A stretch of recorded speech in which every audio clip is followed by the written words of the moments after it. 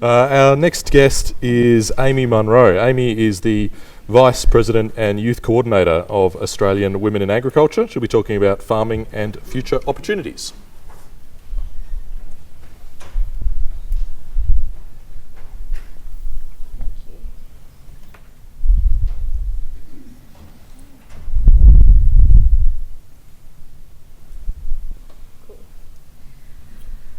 Good afternoon, ladies and gentlemen.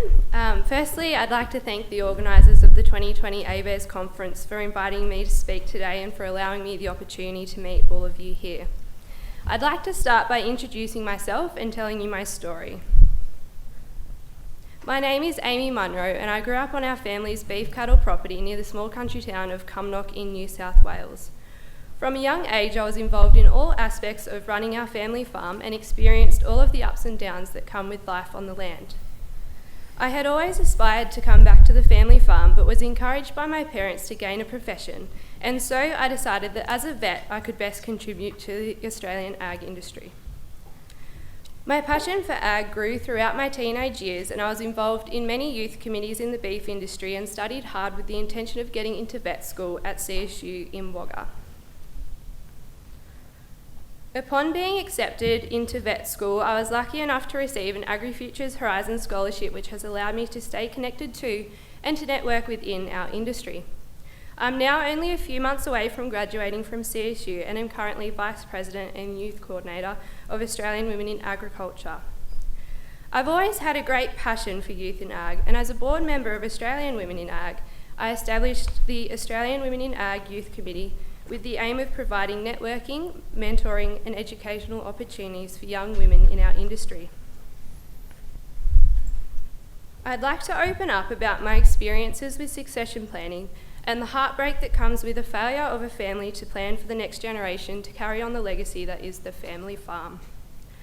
I, like so many farm kids of my generation, have grown up living and breathing farm life and loving the land on which I was brought up on. The connection I have with our family farm goes far beyond a business. The dirt from our land runs in my veins and is a part of my soul. Personally, all I ever wanted to do was to be able to take over the family farm and build an Angus stud operation. As a vet, I had hoped to specialise in embryo transfer to not only breed my own cattle, but to provide cattle reproduction services to studs across the region. Like so many others in my generation, the insecurity of the family farm has meant that I've had to contemplate how I can be satisfied in both my personal and work life without being a farmer. I'm currently planning on working in mixed practice for at least 12 months before perhaps undertaking further study to specialise in cattle reproduction. However, I'm also interested in live export, biosecurity and governance. I have faith that my passion for agriculture will allow me to continue to contribute to the best of my ability to our industry. After having a think about what the farms of tomorrow might look like, I'm saddened to think that family farms will continue to die out with the rise of corporate farming in Australia.